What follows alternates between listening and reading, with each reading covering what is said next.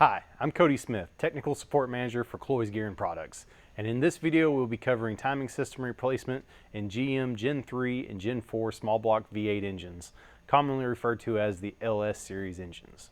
This includes 4.8, 5.3, 5.7, 6.0, 6.2, and 7.0 engine displacements.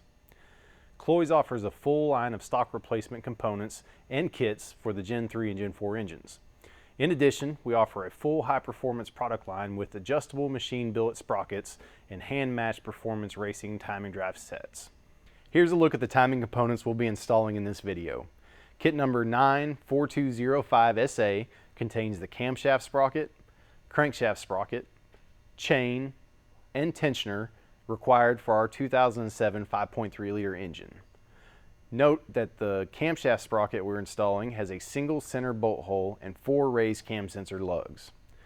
3 bolt attachment pattern sprockets were also used that may have either a single lug or 4 sensor lugs.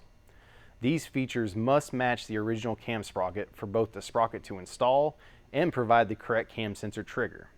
If you are working on a Gen 4 application, you may find a variable valve timing camshaft phaser, or also referred to as a camshaft position actuator, instead of a one-piece sprocket. The phaser is held in place by a special valving bolt that must be replaced upon removal. Also, be aware that not all engines use a tensioner. Some use a solid guide and others have no guide or tensioner at all. Please refer to the Cloyes Buyer's Guide for correct kit and individual component compatibility. Timing system replacement can be done with the engine in the vehicle, but it will be necessary to pull the oil pan to service the timing components.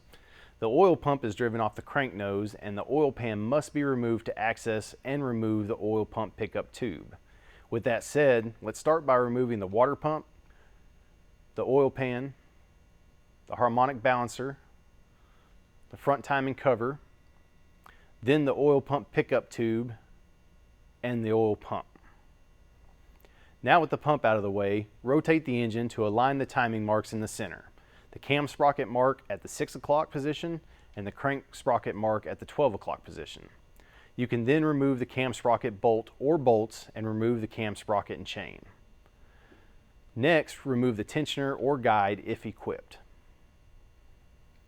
Then remove the crankshaft sprocket using an appropriate tool. We used a generic 3-jaw puller. Because of the interference fit, installation of the new crankshaft sprocket will also require a special tool. We managed to make our own using the old crankshaft sprocket, a washer, and the old balancer bolt. Make sure the crankshaft key is aligned to the sprocket's key slot, then press the new sprocket into place until it's fully seated against the crankshaft front face. Do not use a hammer to install the sprocket. Check your timing mark and ensure it's still at the 12 o'clock position. You can now install the tensioner or guide assembly if required. Torque the tensioner or guide bolts to 18 foot-pounds. Next, install the chain and camshaft sprocket, ensuring the sprocket is aligned properly with the camshaft dowel. Timing marks once again must be aligned in the middle for proper timing. For now, hand tighten the attachment bolt or bolts. Check for timing mark alignment and pull the tensioner activation pin if it applies. You are now ready to torque the cam sprocket bolt or bolts. For single bolt applications, torque to 55 foot-pounds, then an additional 50 degrees. For 3-bolt applications, torque the bolts to 26 foot-pounds, or on VVT-equipped engines, torque the valve bolt to 48 foot-pounds, then an additional 90 degrees. This completes the timing system installation. Reinstall the oil pump, torquing the bolts to 18 foot-pounds, followed by the oil pump inlet tube. Torque the bolt to 106 inch-pounds and the nuts to 18 foot-pounds. Special precautions must be taken during oil pan and timing cover installation. Neither has any dowels to ensure proper alignment with the engine. Start with the oil pan. Apply 2 small beads of silicone at the rear cover gasket joints of the pan, then install the gasket. Now install the oil pan and loosely install the bolts so the pan is in place but can still be adjusted for proper alignment. Ensure the back of the pan is flush with the bell housing plane of the engine or is fully mated with the transmission mounting surface. For in-vehicle repairs, accomplish this by tightening the bell housing bolts first.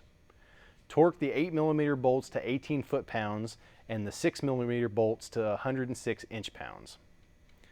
Now with the pan properly installed, we can install the timing cover. Start by applying a small bead of silicone at the 2 front cover joints of the oil pan.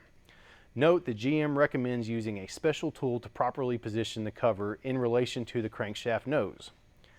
Improper cover positioning will cause premature wear to the front seal. You're now ready to reinstall a harmonic balancer, water pump, and accessory drives. Thanks for watching. If you have any questions, please contact our tech line, and please subscribe to our channel.